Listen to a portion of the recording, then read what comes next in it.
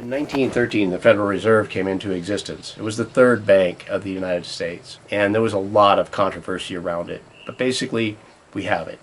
And the Federal Reserve had a 20-year charter. They were thinking that it was a possibility that they would not renew their charter because they were doing such a horrible job. In fact, they were the reason that the stock markets crashed in '29. They were the reason that all of our gold was transferred out of the United States of America and funded Germany's war efforts. These are facts on the congressional record that we reveal in a Manual for Freedom. We talk about these elements so you can see this isn't a conspiracy theory that we're talking about. These actual things happen. And the way that they manipulated the money supply, raised it up and down, contracted and expanded the supply of money, controlled and affected everybody's lives and livelihood. So that's why the market crashed, everything crashed. The bankers were able to scoop up majority and controlling interests in these major companies at bargain rates.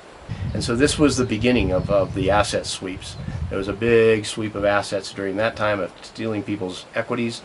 2007 was a continuation of that, and there's another one planned. This is just the way that these people operate, and to deny it is to deny history, because this is the way they keep things moving along. It's not sustainable. It is a fabrication of a fabrication of a fabrication. They say that there's hundreds of trillions of these derivatives out there. And a derivative is basically taking a value, like say of this home, and taking that mortgage and then multiplying it hundreds of times, and doing that in a pooled trust with hundreds of other homes. It's ridiculous. And it's all about power, and they have more money than they can possibly have, but it's about controlling and us with their power.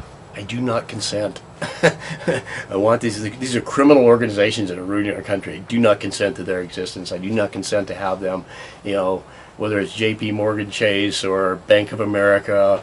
All of these entities are criminal entities. They've been criminally adjudicated in our system as being criminal entities, yet none of the CEOs go to prison. That's the only thing we have to implement. I'm not on that side of the law. It's not part of my thing. But if you start putting people in prison for doing this stuff, it's going to become more expensive than, doing the right thing.